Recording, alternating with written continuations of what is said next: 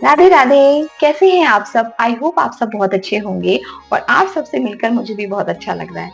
आज की जो वीडियो है हमारी वो है माता अनुसुईया।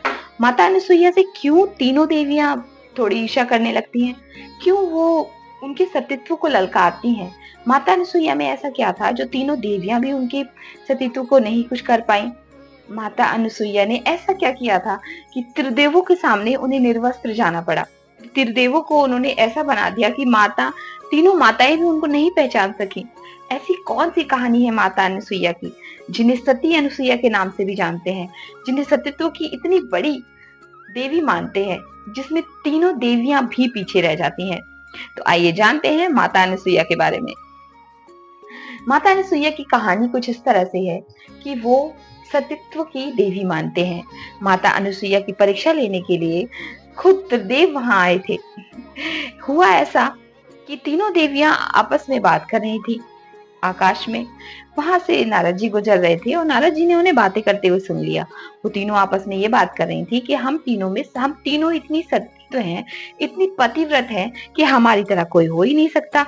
ये बात नारद जी ने सुन ली और नारद जी ने उनसे ये कहा कि माता, ऐसा तो नहीं है, क्योंकि जो धरती पे माता अनुसुईया है वो अपने सतीत्व और पतिव्रत धर्म के लिए बहुत ही ज्यादा पूरे विश्व में विख्यात है। तो फिर तीनों माताओं को चिंता हो गई और तीनों माताएं बड़ी आश्चर्य में पड़ गई कि ऐसा कैसे हो सकता है। हम तो देवियां हैं, माता लक्ष्मी, पार्वती और सरस्वती, हमसे ज्यादा पतित्व कौन हो सकता है, हमसे ज्यादा सतीत्व, हमसे ज्यादा पतिव्रत धर्म रखने वाली कौन हो सकती है।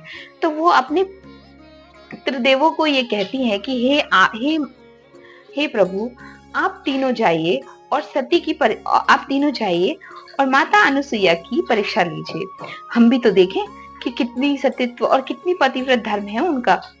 तो उनकी तो मजबूरी थी भाई, अगर स्त्रियां कुछ ठान लें तो वो ना करें ऐसा हो ही नहीं सकता। वो ऐसा ही करते हैं, उन्हें जाना पड़ता है। अपनी तीनों देवियों की बात तो उन्हें माननी ही थी। महादेव, विष्णु और ब्रह्मा जी तीनों चल पड़े उनकी परीक्षा लेने के लिए।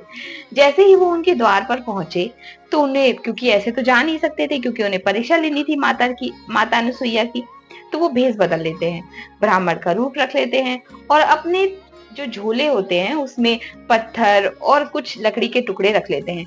वैसे तो वो पहले माताओं को समझाते हैं कि ऐसा नहीं है, आप उनकी परीक्षा मत लीजिए, क्योंकि वो बहुत पतिव्रत धर्म वाली हैं, आप उनसे नहीं जीत सकती।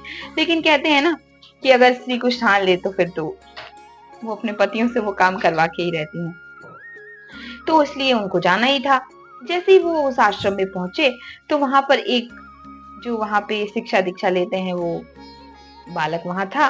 तो उन्होंने कहा कि प्रभु आइए, ब्राह्मण देव आप अंदर आइए।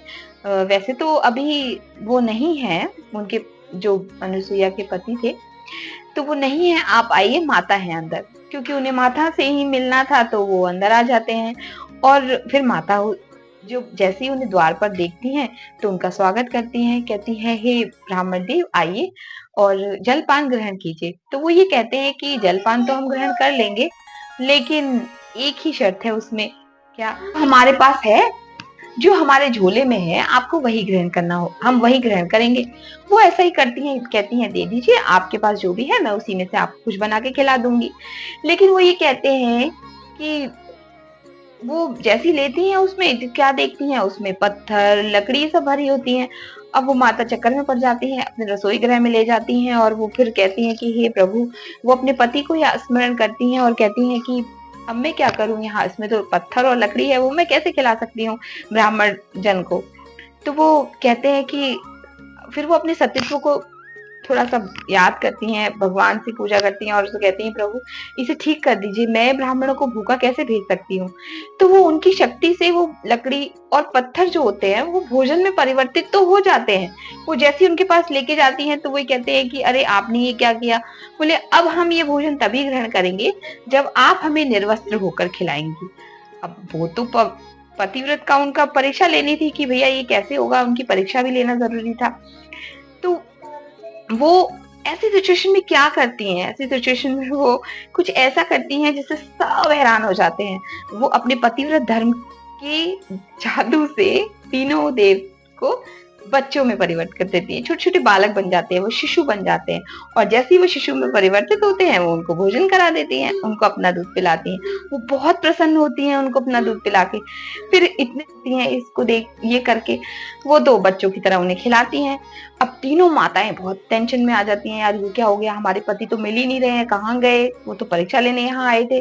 फिर वो माता अनुसुईया के आश्रम में आती हैं, नारद देव से पूछती हैं क्योंकि उन्हें कहीं नहीं मिलते। जैसे ही वो माता अनुसुईया के आश्रम में आती हैं और वो पूछती हैं, तो माता अनुसुईया हँसती हैं, मुस्कुराती हैं, कहती है मेरे यहाँ तो कोई देव नहीं आए, मेरे यहाँ तो ये 3 ब्राह्मण आए थे, जो कि ये बालक के रूप में परिवर्तित हो गए। अब आप देख लीजिए इसमें आपके कौन से पति हैं, लेकिन किसी को भी आप उठाएंगे तो ये ध्यान रखिएगा कि आपका पतिव्रत धर्म ना वो हो जाए। आप किसी दूसरे को छुएंगी तो आपका पतिव्रत धर्म भ्रष्ट ना हो जाए। अब वो बोले पहचान लीजिए।